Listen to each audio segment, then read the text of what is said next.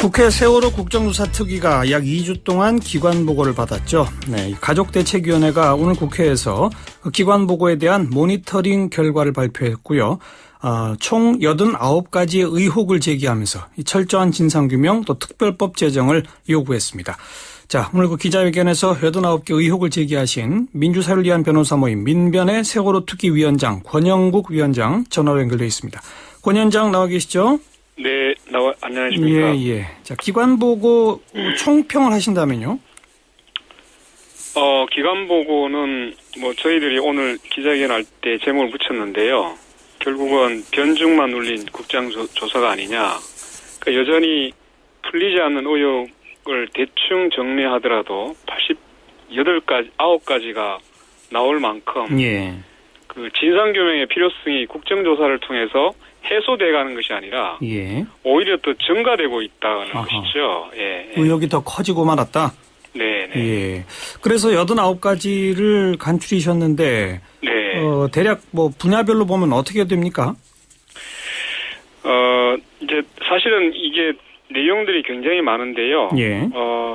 오늘 저희들이 분석한 것은 기관별로 분석을 했습니다. 예. 그러니까 청와대, 해양경찰, 해양수산부, 그리고 국방부, 그리고 이제 그 전원구조 오보와 관련해서 방송사와 방송통신심의위원회, 예. 그리고 이제 또 교육청도 보면 전원구조 됐다 이렇게 해가지고 예. 그때 이제 문자를 보냈죠. 예. 교육청 이렇게 되어 있는데 예.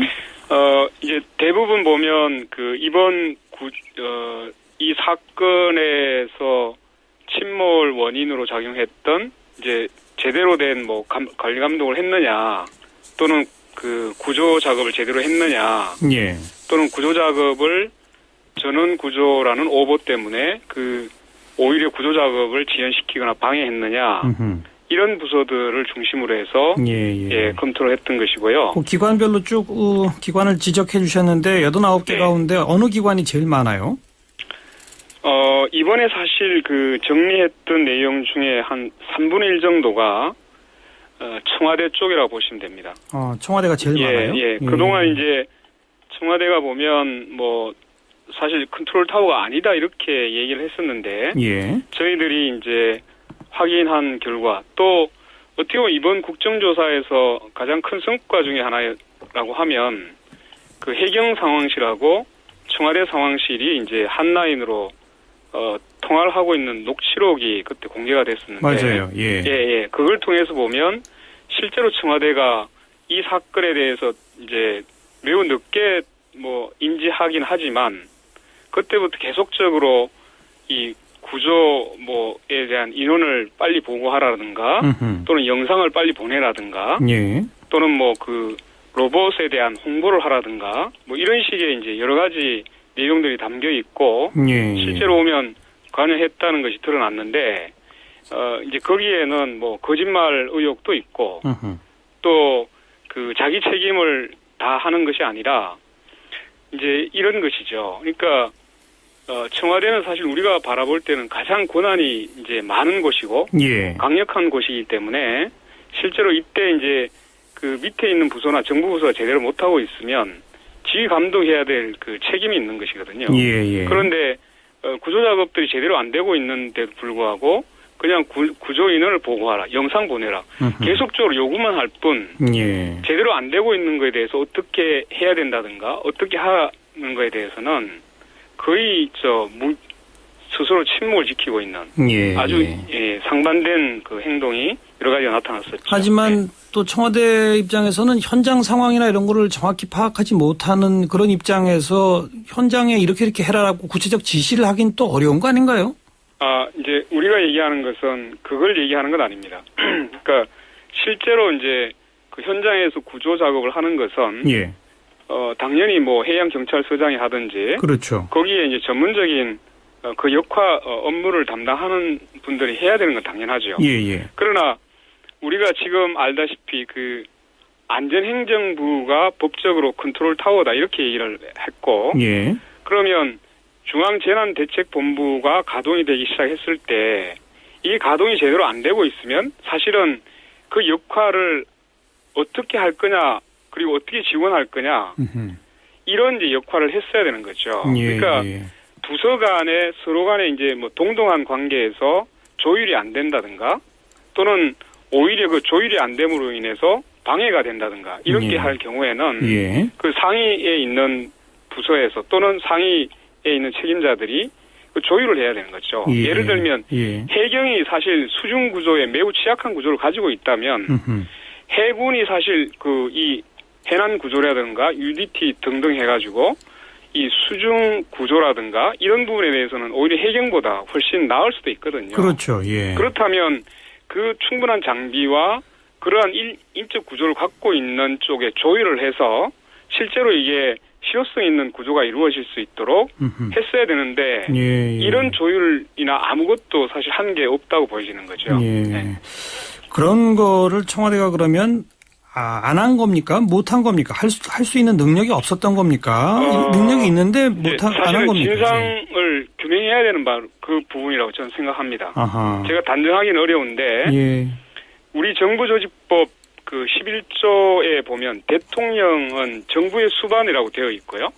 그리고 모든 중앙행정기관의 장을 지휘 감독한다라고 되어 있습니다. 그러니까 이건 단순히 뭐 그냥 도덕적으로 하라 이런 것이 아니라 법률상 의무를 주어지고 있는 거죠. 그럼 거기에 따라서 비서실은 보좌해서 잘하도록 해야 되고 또 국가안보실도 역시 국가안보의 문제 이런 이제 위기 문제에 대해서는 보좌를 해서 어쨌든 이 문제를 처리하도록 되어 있는 것이거든요. 그런데 그런 그 역량을 갖추고 있었는지 아닌지 그걸 규명해야 한다. 갖추고 있는데도 안 한 건지 역량이 갖춰지지 않았던 것인지 이런 걸 규명해야 한다 이 말씀이군요. 예, 맞습니다. 그 하나의 예를 들자면 아마 그 박근혜 정부 들어와서 국민의 안전을 국정의 최고 목표로 삼겠다라고 하면서 행정안전부를 안전행정부로 바꾸고 맞아요. 그 밑에 이제 중대본을 강화하겠다라고 했거든요. 근데 실제로 안전행정부에서 제일 중요한 건 안전인데 그러면 안전의 전문이나 그 경험이나 지식이 풍부한 사람이 장관으로 와야 되지 않습니까? 근데 안전행정부 장관은 그냥 행정관료였어요. 재난이나 안전에 대해서는 완전히 문외한 사람을 거기다 앉혔고 그리고 그러면 차관이라도 이 안전이나 재난에 대해서 매우 박식하고 경험이 있는 사람을 앉혀야 되는데 역시 똑같이 행정관료 출신이에요. 이렇게 실제로 보면 이름과 내부의 그 인사라든가 또 내용 자체가 서로 달라 있다는 것은 이제 사실 표면적으로는 뭐 그것을 매우 중요시한다고 얘기하면서도 실질적인 내용으로 들어가면 거기에 대한 준비나 사실상 대비를 하고 있지 않았던 것도 문제가 될 수 있고 이런 부분이 사실 밝혀져야 된다는 것이죠. 그런 걸 밝혀내기 위해서 이제 진상조사위원회를 구성하고 거기에 수사권까지 부여해야 한다 이런 주장이신 거 아니겠습니까? 그러니까 국정조사를 이제 우리가 쭉 봐왔지 않습니까? 근데 이건 사실은 국정조사에 보면 그 주로 뭐 나와서 이렇게 변명하듯이 하고 있기 때문에 그 진상을 제대로 파헤치기는 이미 한계가 있는 거죠. 그러니까 수사권이 있어야 진상을 밝힐 수 있다. 그런데 새누리당은 민간인에게 수사권은 부여할 수 없다 이런 입장입니다. 이거 어떻게 평가하세요? 이건 이미 전제가 잘못됐습니다. 왜냐하면 국가인권위원회에 국가인권위원회 법이 만들어져서 거기에 인권위원이 지명이 되면 그 부분을 민간이라고 하지 않거든요. 마찬가지로 이게 만약 그 진상 뭐 조사위원회를 위한 어떤 특별법이 만들어져서 법적 정부가 임명을 하는 그 구조를 갖고 있거든요. 민간인이 아니다 이거죠. 그게 어떻게 민간인이냐 하는 거죠.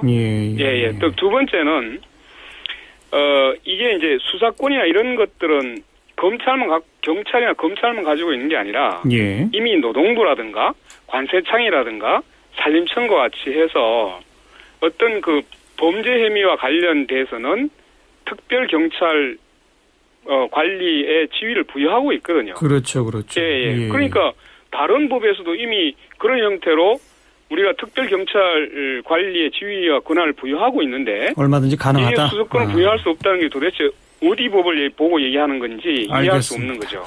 네, 여기까지 말씀드릴게요. 고맙습니다. 네, 고맙습니다. 민변의 세월호 특위위원장 권영국 변호사였습니다.